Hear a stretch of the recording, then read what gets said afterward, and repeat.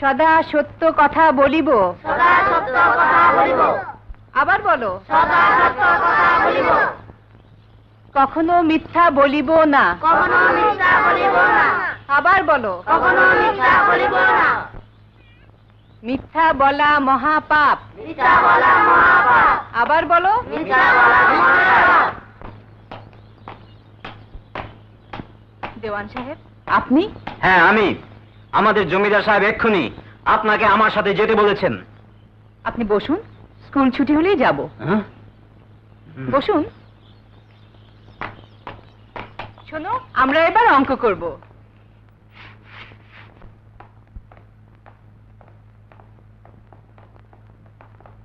হুজুর, ইনি সেই মিস্ট্রেস।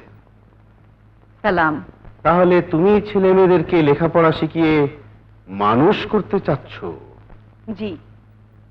বলুন, আমাকে কেন ডেকেছেন? তোমাকে কাল থেকে সকাল বিকেল আমার ছেলে মেয়েদেরকে এখানে পড়াতে আসতে হবে। কিন্তু আমি তো সকালে স্কুলে ছেলে মেয়েদের পড়াতে যাই, আর বিকেলের সময়টা আমার স্বামী আর ছেলে মেয়েদের জন্য রাখতে হয়।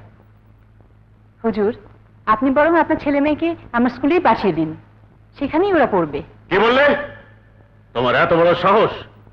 যেখানে বসে কুলি মুটে মজুর আর চাষাদের ছেলে মেয়েরা লেখাপড়া করে, সেখানে জমিদার মীর আমজাদের সন্তানকে নিয়ে বসাতে চাও? হুজুর, একটা কথা মনে রাখবেন, দুনিয়াতে ধনী গরিব সবার পরিচয় একটাই, সে হলো মানুষ। চলি। সালাম। তুমি কার হুকুম অমান্য করে এই জমিদার মহল থেকে চলে যাচ্ছ জানো? জমিদার মীর আমজাদ হোসেনের।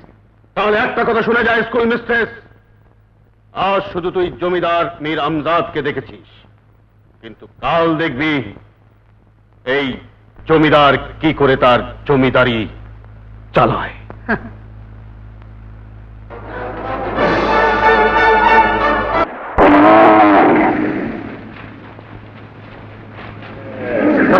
চৌধুরীটা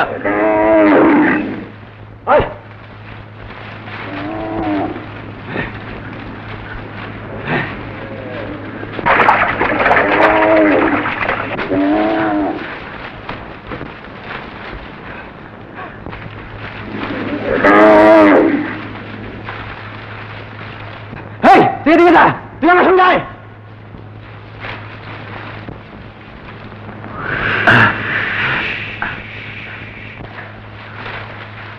ওই যে